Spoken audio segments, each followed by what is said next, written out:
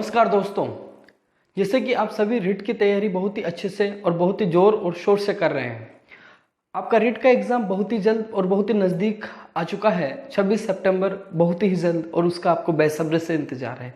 और मैं भी आशा करता हूं कि आप सब लोग इसमें सक्सेस प्राप्त करें, अच्छे से अच्छे अंक प्राप्त करें, जो आपके थर्ड ग्रेड में जो सिलेक्शन होगा उसमें आपके लिए मदद करेगा। दोस्तों, एक बात आपको बताना चाहता हूं। इससे पहले मैं आपके 2 लेक्चर बना चुका हूं। जैसे 2011 से लेकर के 2017 तक के जो भी फोनेटिक ट्रांसक्रिप्शन से रिलेटेड प्रश्न पूछे गए थे लैंग्वेज सेकंड में वो, और उसके अलावा मैंने एक और बनाया था लिटरेरी टर्म्स के जो भी क्वेश्चंस पूछे गए थे वो। अब इस वाले लेक्चर में हम डिस्कस करेंगे जो फिगर ऑफ स्पीच है, जो हमारे सिलेबस में है। जैसे मेटाफर है, सिमिली है, पर्सोनिफिकेशन है, राइम स्कीम है और अलिट्रेशन है। तो दोस्तों, उनसे रिलेटेड एग्जाम में हमारे क्वेश्चन कैसे पूछे जाते हैं और कैसे पूछे गए थे और आने वाले समय में कैसे पूछे जाएंगे। एक चीज मैं आपको बता देता हूं, 2 या 3 प्रश्न हमारे इस वाले टॉपिक से आएंगे और बहुत इजी होंगे, उनको आप आसानी से कर सकेंगे। आपको बता देता हूं कि जो यूनिट 2 होगी, वैसे तो यूनिट 2 के अकॉर्डिंग 5 क्वेश्चंस लिटरेरी टर्म से आने चाहिए, सॉरी फिगर ऑफ स्पीच से आने चाहिए, जिसमें मैंने आपको बताया 5 फिगर ऑफ स्पीच। एक पोइम दी जाएगी जो आपने कभी नहीं पढ़ी होगी, उन पोइम में से ही आपको उन 5 प्रश्नों के जवाब ढूंढने होंगे। तो दोस्तों चलो चलते हैं, शुरू करते हैं आज के इस लेक्चर को बिना टाइम वेस्ट किए। जो 2011 का जो पेपर हुआ था आरटेट का, उसमें लेवल 2 में लैंग्वेज सेकंड में जो फिगर ऑफ स्पीच के क्वेश्चन पूछे गए थे उसकी संख्या बहुत कम थी। सिर्फ 2 प्रश्न पूछे गए थे। एक पोइम दी गई थी, जैसे आपके सामने ये पोइम है, silence hath bound thee with her fatal chain, neglected mute and desolate art thou, like ruined monument on desert plain, may by mortal waken once again, half of my country let me strike the strain। जैसे प्रश्न पूछे गए थे, बहुत easy प्रश्न है। मैं आपको बताता हूं सिमिली की आइडेंटिफिकेशन क्या होती है। पहली चीज तो ध्यान रखिए, सिमिली जो होता है 2 डिफरेंट थिंग्स, अलग अलग चीजों के बीच में कंपैरिजन होता है, जिसमें लाइक और एज आपको दिख जाता है।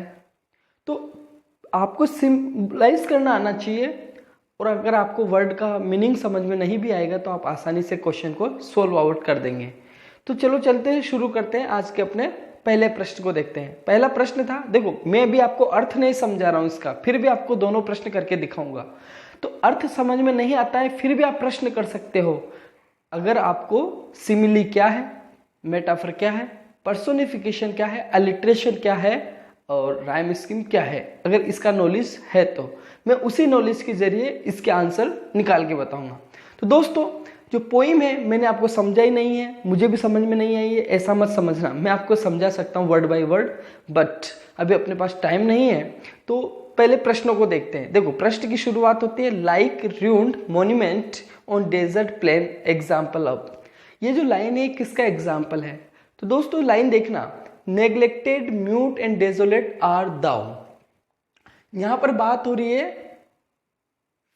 कि जिसकी तुलना, मतलब neglected mute and desolate. Neglected का मतलब जिसकी उपेक्षा की गई हो, म्यूट मतलब शांत, डेजोलेट मतलब अकेला।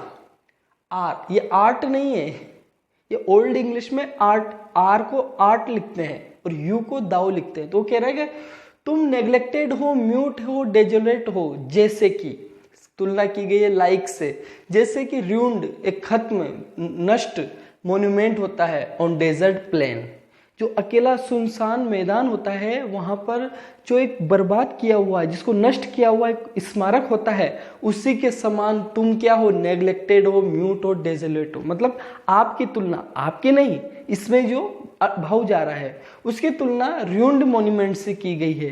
तो सीधा सा बात है कि इसमें लाइक दिख गया, और जहां लाइक और एज दिख जाए आंसर किस पे चला जाएगा, सीधा सा सिमिली पे। तो दोस्तों यही आंसर निकालने की तरकीब है। दूसरा प्रश्न अपना क्या है, the phrase gives the example of alliteration. Alliteration का एग्जाम्पल इन चारों में से कौन सा है? तो ध्यान देना, अलिट्रेशन क्या है पहले ये आना चाहिए। Repetition of sounds. अलिट्रेशन क्या होता है? Repetition of sounds. साउंड्स का रिपीटिशन ही क्या होता है? अलिट्रेशन होता है। तो देखो, हार्प और माई कंट्री, किसी भी साउंड का रिपीटिशन नहीं हुआ है। मैंने अभी ये नहीं समझाया, बस मैं इसको देख रहा हूं। स्ट्राइक द स्ट्राइक, स्ट्राइक और स्ट्रेन रिपीटिशन हुआ है, इसका मतलब यहां अलिट्रेशन हो सकता है। With her fatal chain, with her fatal chain, किसी भी साउंड का रिपीटिशन नहीं हुआ है। डेजोलेट आर दाउ, इसमें भी किसी भी साउंड का रिपीटिशन नहीं हुआ। तो सीधी सी बात है, इस वाली फ्रेज में हमारे रिपीटिशन हुआ है, इसका मतलब हमारा आंसर क्या हो जाएगा? बी। तो बहुत इजी है दोस्तों आंसर निकालना।